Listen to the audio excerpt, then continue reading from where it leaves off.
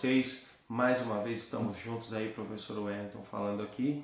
Vamos dar continuidade aí neste novo capítulo e agora nós vamos falar sobre dois governos, o governo do presidente Castelo Branco e também do Arthur Costa e Silva. Nós vamos falar aí sobre estes dois primeiros governos da época do regime militar, dos governos militares aqui no Brasil, ok? Então vamos lá para essas primeiras considerações desses dois governos. Vamos lá?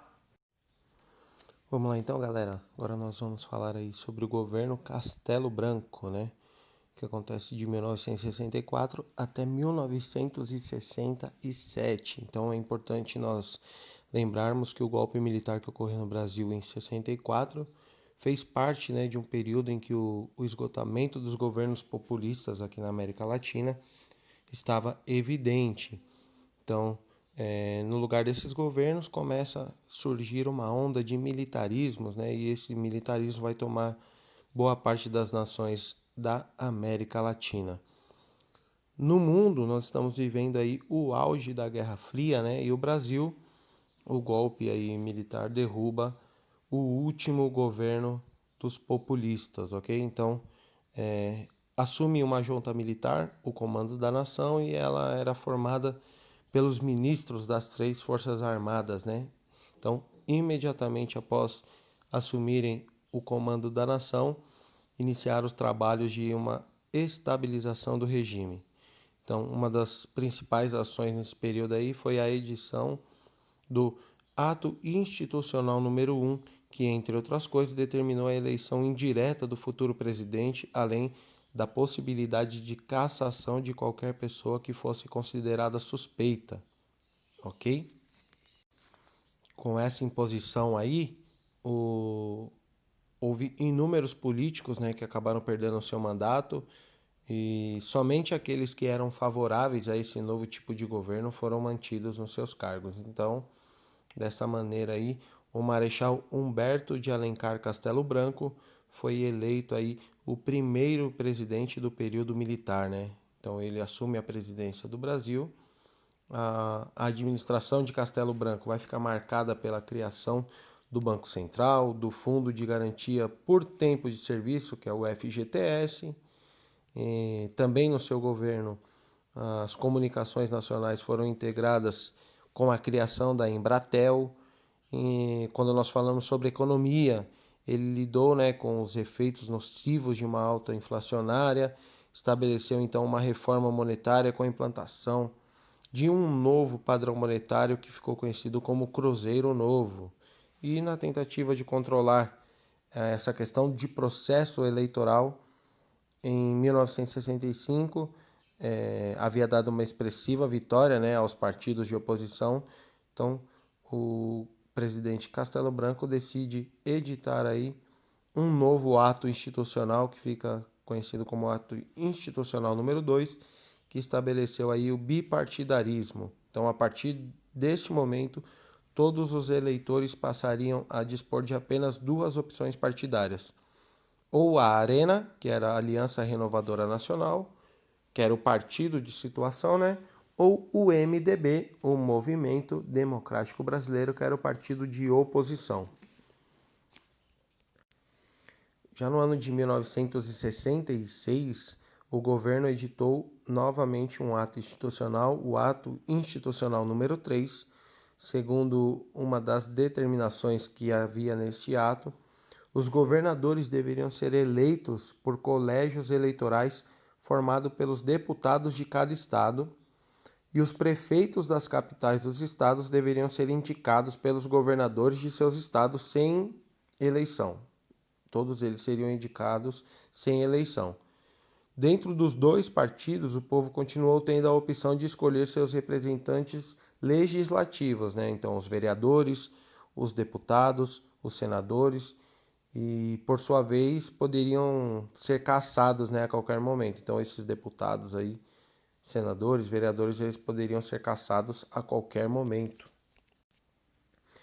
Diante desses tantos atos institucionais aí que foram criados e editados nesse período aí, a oposição começou a fazer sérios questionamentos, fortes questionamentos, dizendo que esses atos não eram válidos, né, pois eles acabavam ignorando a Constituição. Em uma forma de reação a essas e outras críticas que aconteciam no período, o governo editou em dezembro de 1966 o Ato Institucional número 4, que promovia o estabelecimento de uma nova Carta Constitucional para o Brasil. Essa Carta Constitucional ficou apelidada de Constituição do Terror. Ela tornava todos os atos anteriores constitucionais e estabelecia o endurecimento do regime, concedendo grandes poderes ao executivo em detrimento do legislativo e do judiciário. O presidente Castelo Branco ele vai permanecer no poder até o dia 15 de março de 1967, quando ele vai passar o cargo para então Arthur da Costa e Silva, que segundo alguns historiadores, este novo marechal, né, que estaria no governo, o Marechal Costa e Silva, ele representou uma vitória da ala linha dura do exército. Então, com ele no comando, o regime ficou bem mais fechado e bem mais rígido. Os movimentos contestatórios ainda não conheciam toda a força do regime militar. Então, durante o governo aí do presidente Costa e Silva, ondas de protesto contra as mais variadas formas de opressão ocorreram, né, em várias partes do mundo, na França, nos Estados Unidos, no leste europeu. Esses movimentos de contestação eram conduzidos principalmente pelos jovens, e o auge dos protestos foi o ano de 1968. A oposição ao regime militar se organizava de várias maneiras, né? Sendo que alguns grupos decidiram ampliar as suas ações aí para a luta armada. Então, sequestros com finalidades políticas, assaltos para financiar essas ações dos oposicionistas foram exemplos de atos que aconteceram neste período, né? Os principais grupos que agiram neste período foram o MR8, o Movimento Revolucionário 8 de Outubro, também teve a VPR, a Vanguarda Popular Revolucionária, e a Ação Libertadora Nacional, a ALN. Então, procurando uma forma de conter, né, essa onda oposicionista, o governo Costa e Silva vai editar o Ato Institucional número 5, que fica conhecido como AI-5, que foi o mais duro de todos os atos institucionais. Com este ato, as preocupações com a manutenção da aparência democrática, elas foram praticamente deixadas de lado pelo governo militar. Esse ato institucional vai entrar em vigor no ano de 1968, no mês de dezembro, e ele estabeleceu, por exemplo, o direito do presidente da República em ordenar o fechamento de todo o poder legislativo, seja ele federal, estadual e municipal. Então, essa possibilidade vem acompanhada também do direito de intervenção do governo federal em qualquer estado da federação, além do judiciário, que também deveria se submeter ao poder executivo. Com relação aos movimentos quando falamos aí dos movimentos oposicionistas, né, ele proibiu-se qualquer tipo de movimento ou manifestação com objetivos políticos. Então, para facilitar a prisão e a manutenção desses subversivos aí, ficava suspenso o direito ao habeas corpus, o que quer dizer que o direito de retornar à liberdade quando a pessoa é mantida presa sem nenhum tipo de prova legal, esse direito já não existia. Ainda em relação aos meios de comunicação, quando nós pensamos em meios de comunicação nesse período, a censura ficou muito mais rígida, tornando-se, em alguns casos, até prévia. Então, grandes jornais e revistas acabaram passando a conviver com essa ação de censores. Nós temos o exemplo aí da revista Veja, do jornal Estado de São Paulo, são exemplos aí de setores, de meios de comunicação que passaram por algum tipo de censura neste período.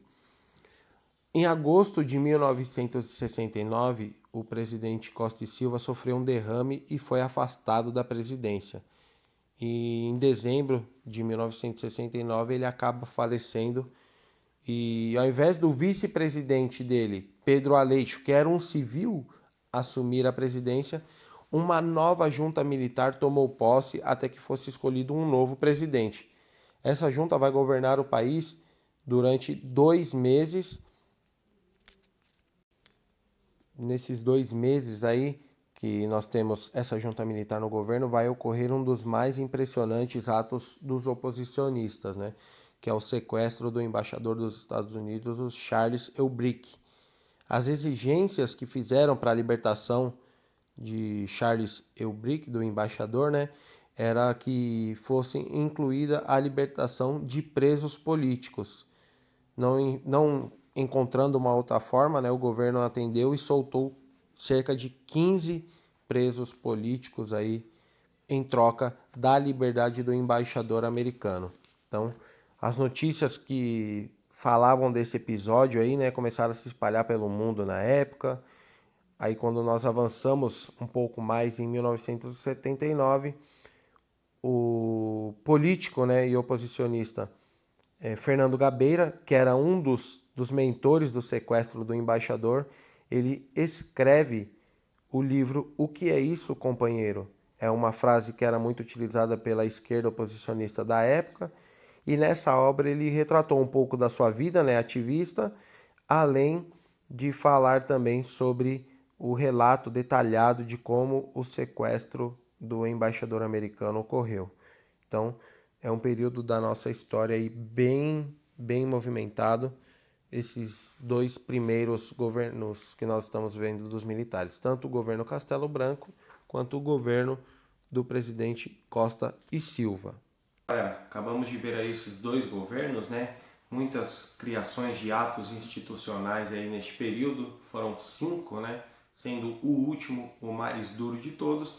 E agora nós iremos na próxima semana dar continuidade aí nesses próximos presidentes neste período de governos militares aqui no Brasil, ok? Então aguardo vocês aí na próxima semana. Fiquem com Deus, nos vemos lá. Fui!